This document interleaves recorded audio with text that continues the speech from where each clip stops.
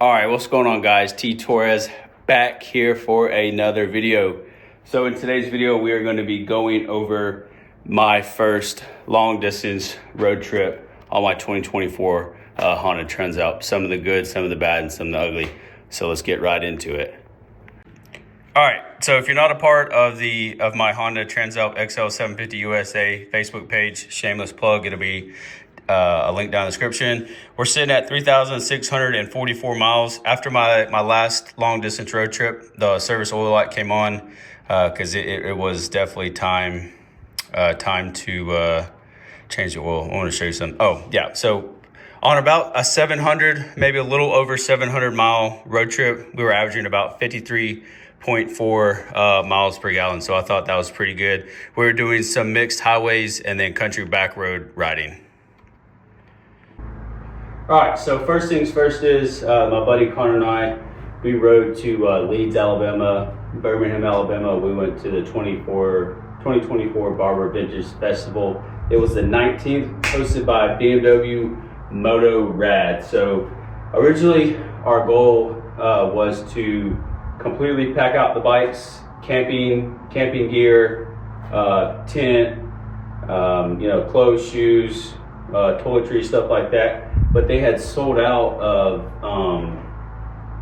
campsites so fast, so I was like, dude, I don't know what we're gonna do. But luckily, I had a buddy that he lives in Fultondale, Alabama. So it was about a 20-minute ride past where we needed to go. But hey, we were still able to attend Barber Vintage Fest. And I think round trip, like I mentioned in the earlier video, we did right around 700, maybe 750 miles in like 3 days. We did a lot of riding. We left here, North Florida, on Thursday morning around 10 o'clock. Drove all the way to Fultondale, Alabama.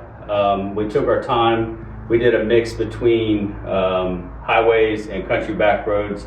The weather was absolutely phenomenal. I couldn't have asked for better weather. So how the bike performed. First things first, if you're a taller guy or gal like me, the taller windscreen was an absolute must for me to deflect and to win all that wind buffeting. I'm not sure what these side skirts on the windscreen do or the ones here on the bike, but I do like the way the tall windscreen eliminates some of that wind buffeting and keeping your head from going all over. The bark busters were great. There was a few times we were behind some log trucks, and just like any other, whether you're in a vehicle or not, road debris can come up and actually smack the handlebars. So it was nice to have the bark busters. The seat. Let me tell you, hopefully I've been good for Christmas, because I want to get a Corbin seat. I got about an hour, actually probably about an hour and a half before I started, starting to adjust myself and needing a break. And the seat's great up until about an hour and a half. I really wanted to take a break about every hour and a half. And the Corbin seat is in the works potentially, and then maybe just like an Amazon over Tempur-Pedic like little cushion to help, because that's what Connor had on his IVAX 800, and he said if he didn't have that, he probably wouldn't have been able to make it without it. So having the two soft SW Motec large weatherproof bags, of course I tried my best to even the weight out on the front and the back of the bike. As far as it getting held up, from the wind hitting it and kind of feel like it's holding the bike back, I saw no issue at all. I did not take the top rack bag, because that's where I was going to put all my camping, my tent, my sleeping bag, and a nice foldable chair. So I did not take that.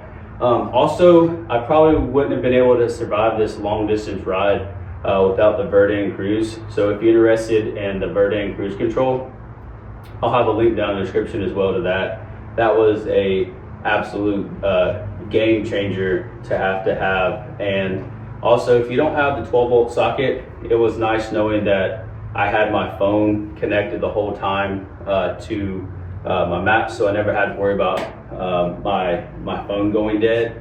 And I will say, riding in and out and through traffic, passing 18-wheelers and other cars, sometimes there was that, that buffer whenever you pass an 18-wheeler or a lot of traffic and you kind of sway back and forth.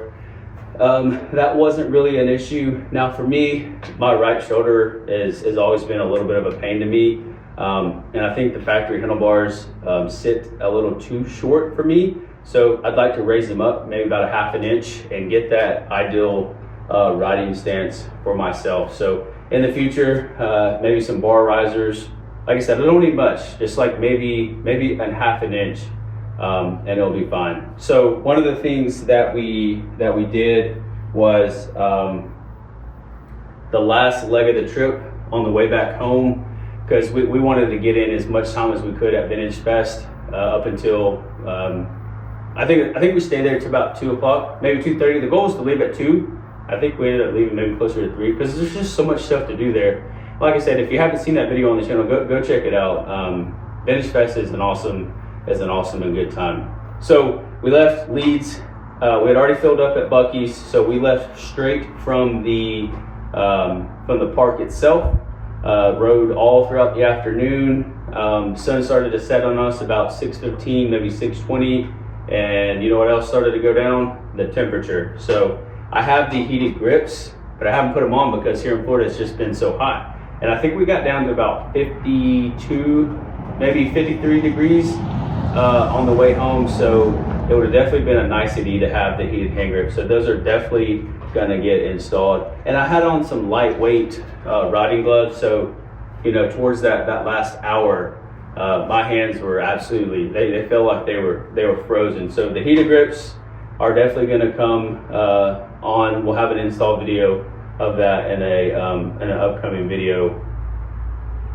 Other than that, because we did do about an hour and a half, maybe 2 hours on the ride home, and at nighttime, having the SW Motec Evo fog lights made all the difference. It's like I would turn them off, and it was like the factory headlight just did not exist. So having those fog lights gave me more confidence at night when I was riding. The output and the beam, it's not blinding to other people, but if you have it angled down just like it should, you get a nice wide FOV, field of view for nighttime riding. So I did really appreciate having the SW Motec fog lights. And of course you can get whatever fog lights you want. But one thing that I did purchase while I was at Barber, I visited the SW Motec vendor booth, and I got the 3 liter expandable to 5 liter gas tank with the clamp, because I was thinking in my mind it would probably be a good idea if I didn't have to have this ram mount up here. I could put my cell phone, maybe a candy bar, or my EDC, my pistol in that bag instead of having it in the back in case for some reason that I needed it. So that is on its way, should be here sometime next week, having that top bag, and then you literally just snap it in, it's magnetized, and then you just pull this red clip, boom, and it comes off, and then you can carry it around. So I thought that was also a necessity. If you're gonna be doing a long distance road trip, maybe you can put your maps up there. Definitely put your phone. I don't really like to ride with anything in my pocket, so your wallet, everything can go in there. But all in all, I love the way the bike performed. Love the way that it handled, being that we're tuned with the off the shelf map from the Dyno Jet. Like I said, the only big complaint was the seat. Oh my God! Yeah, in town riding around, it's great, but after an hour and a half, my butt was getting questionable, because I was like, you know how it is when you ride for a long time on a seat that's not as comfortable as you'd like it to be. You kind of get like a little squirmy and stuff. But all in all, great, phenomenal bike. Last year I took a Harley Road Glide up there, and of course that was like riding on a lazy boy. But for having this packed out and for this adventure bike, I absolutely think this was a blast. And then another shameless plug, if you're not in that Facebook group, we just hit 5,000 members, and we got a lot of discount codes in there. We got one for the Dyno Jet, We got one for the Verde Cruise, and we have one for the Shad bags. And that'll be all. The Facebook will be linked down in the description. And then once you join that group, it's in the featured section. Go in there, grab a coupon code, and that does directly support me. I do get a small commission off of that. Just helps keep me making content, etc. like that. So I want to thank you all so much for your time. If you have any questions or comments, please leave them down below. If you're new here, please hit that subscribe button, turn on your post notifications, leave this video a big thumbs up. Even if you didn't like today's video, leave it a big thumbs up. Thank you, and I'll catch y'all in the next video. Peace.